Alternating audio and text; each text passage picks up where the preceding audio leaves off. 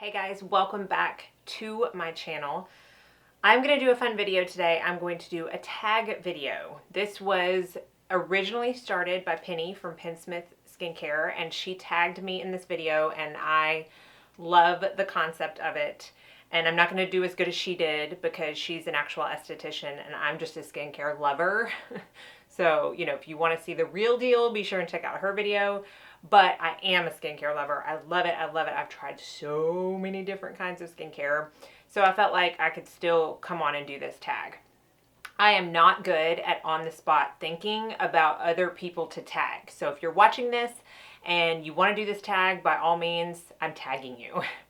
I ask that you give credit to Penny in the description box, since she's the one that came up with it. You will hear my girls playing the Red outside this window, and I'm a little bit puffy today because, y'all, we watched I Still Believe last night. Oh my goodness. Both of us were boo-hooing. Boo-hooing. So, I felt like I couldn't even open my eyes this morning, so maybe a little bit puffy. But this is what Penny has called the popular skincare opinion tag. So she came up with a lot of different questions, and obviously I'm going to answer them per my opinion. Everybody always asks when I am talking about skincare what my skin type is, how old I am, all that kind of stuff. I am 39 years old, and I have more normal skin. Occasionally it will get dry with Retin A use, but it's pretty much normalized right now.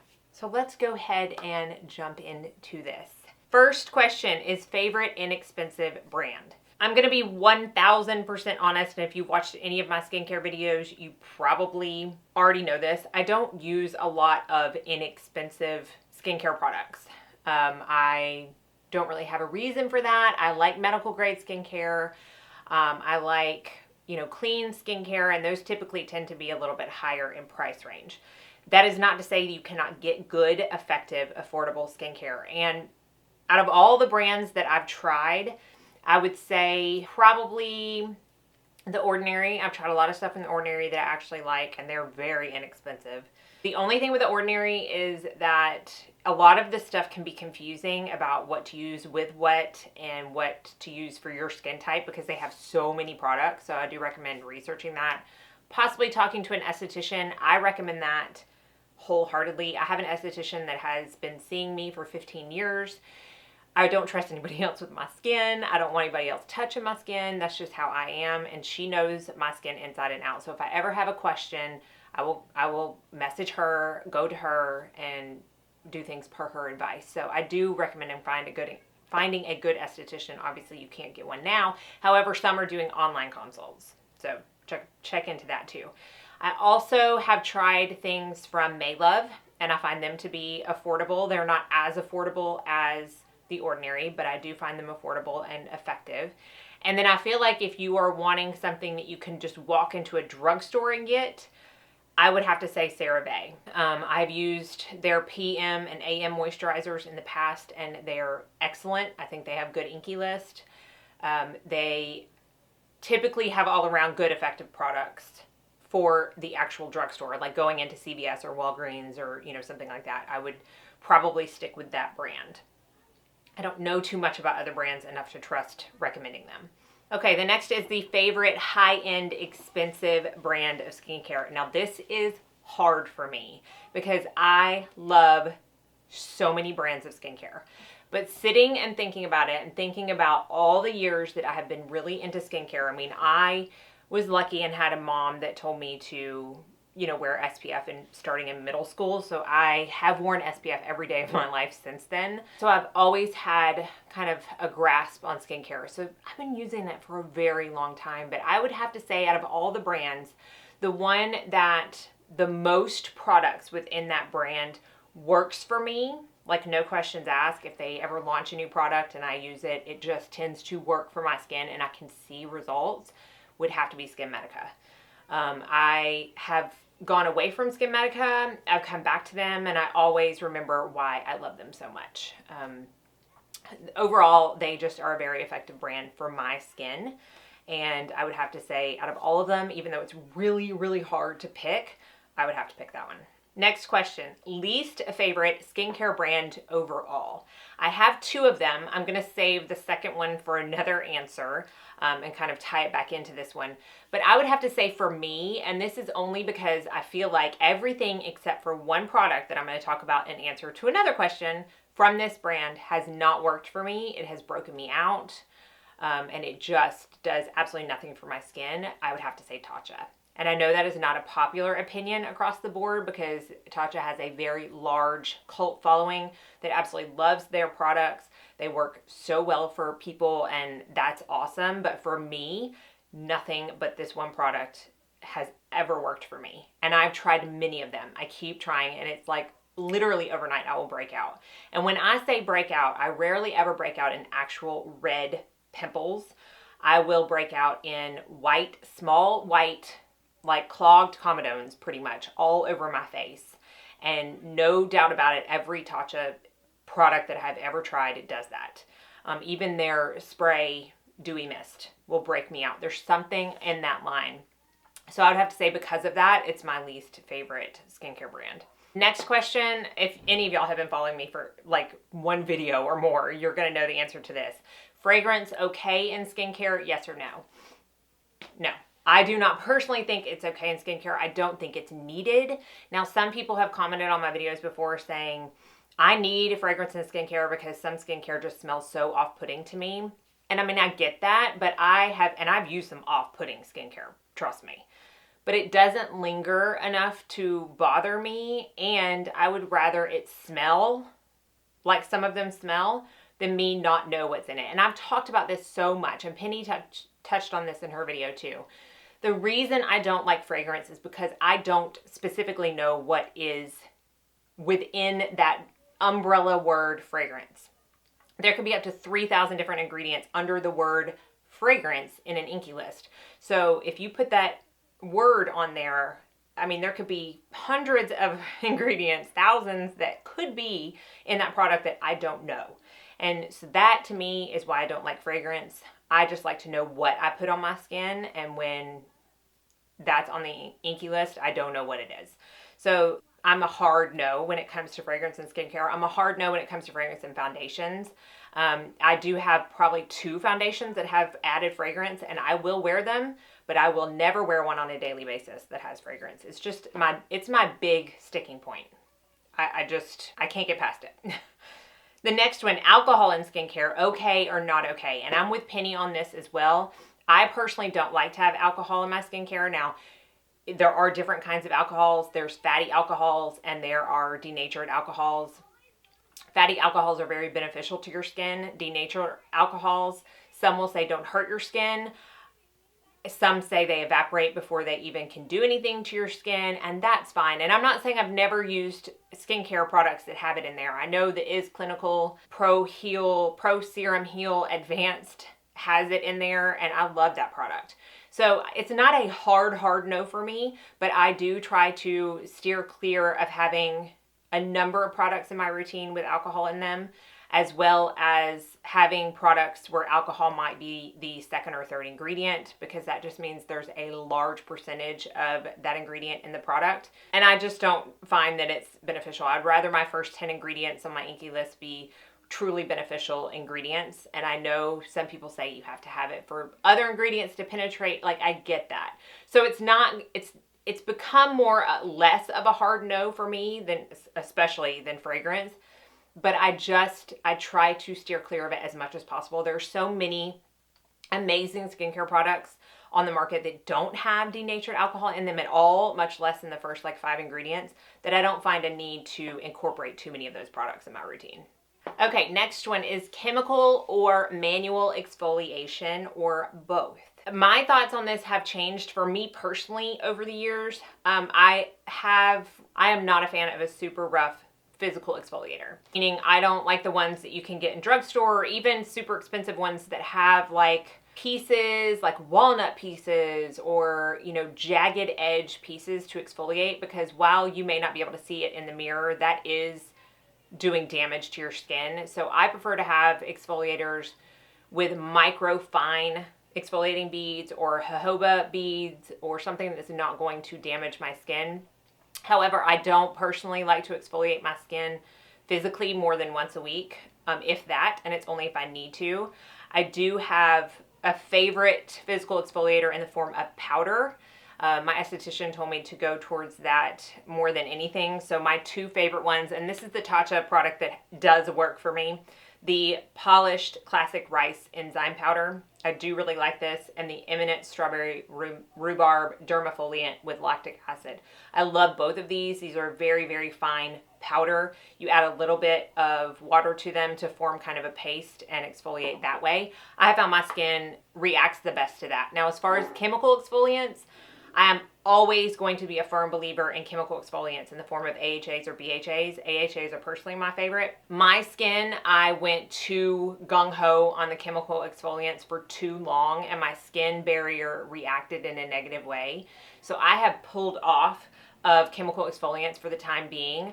I will most definitely put them back in one day, but right now I'm just kind of off of them. However, if you don't go gung-ho like me, and you only use them a couple of times a week, especially to start out with, I think they can do amazing things for your skin. My favorites are the Beauty Counter Overnight Resurfacing Peel. I like the Tarte, what is it? It's the Tarte Knockout Treatment, the toner. I really like that one for a chemical exfoliant.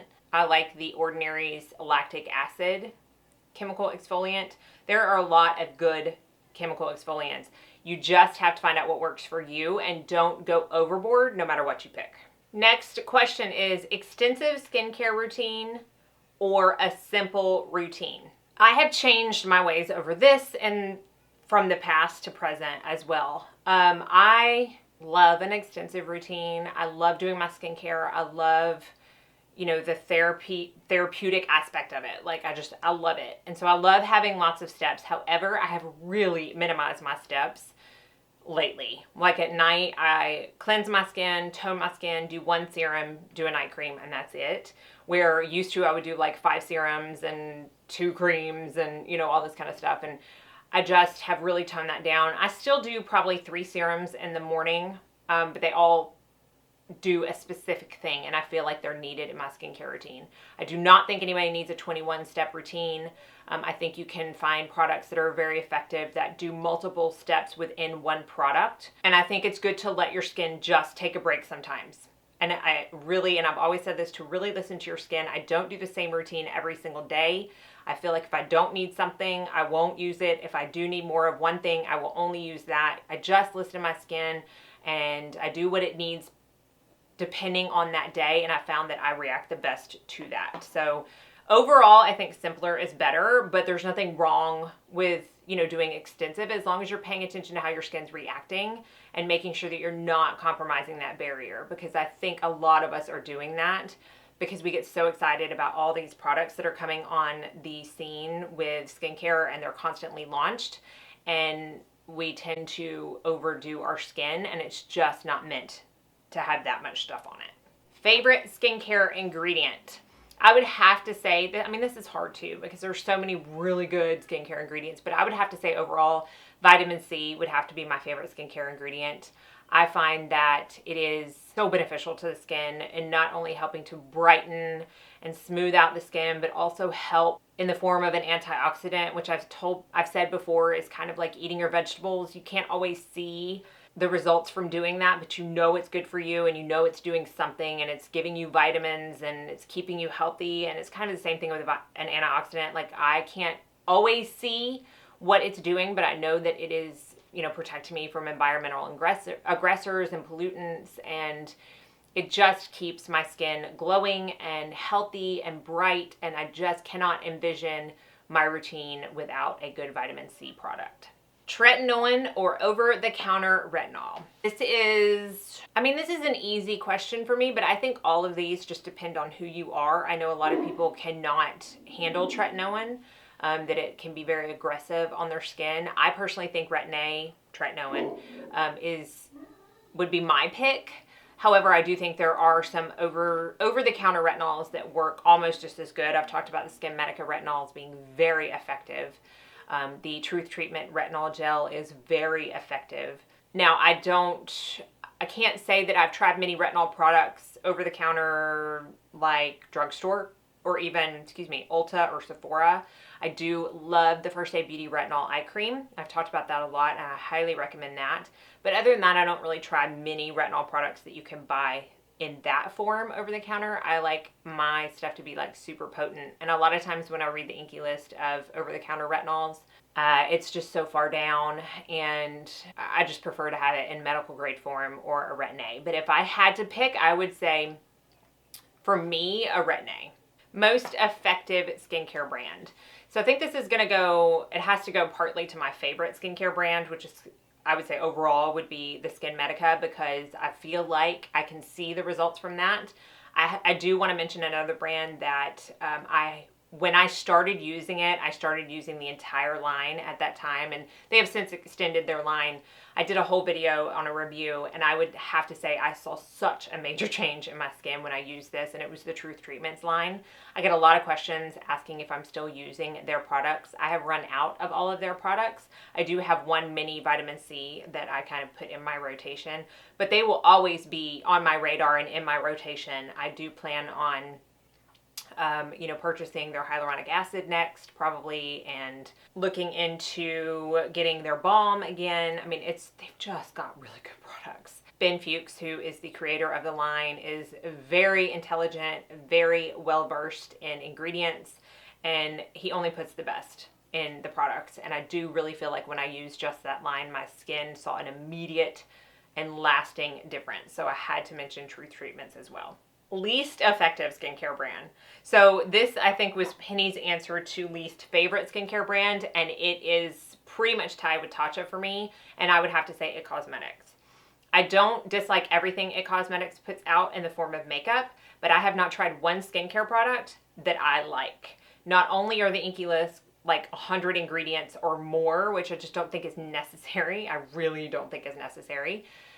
They put a lot of sensitizing ingredients in their products. They put a lot of ineffective ingredients, almost as fillers, and I break out with them as well. I have not used a single IT Cosmetics product that has not broken me out. Even the neck cream I tried, and it broke my neck out in bumps. Like, there's something in it. I don't know if there's an actual ingredient in it or if it's just the overall intense amount of ingredients in them that doesn't work for me, but something doesn't work. It's not effective. It doesn't do anything for my skin. It's overloaded in ingredients, and it breaks me out. So I would have to say IT Cosmetics. Unfortunately, even though I do like quite a bit of their makeup products, the skincare is just a no-go for me. Favorite skincare gadget. So I do not have like the LED light therapy. I don't have these extensive like NuFace. I don't have all of that stuff. I have two favorite gadgets, and they're pretty inexpensive. The first one I've talked about in one of my AM skincare routines, and it's my gua sha tool. And this is the one from Mount Lai Jade Gua Sha tool. I got it on Sephora. There's so many different gua shas, and there's so many different ways to use them. You can easily YouTube it and see, but it's a very effective depuffer and facial massager, and I love this tool. I feel like this is a gadget that's manually used. Obviously, there are no batteries, there's no outlets you need, there's no on and off switch or heat or anything like that. You can travel with this anywhere, use it anywhere. I absolutely love this, and I think there is a lot of benefits from a good, well done facial massage.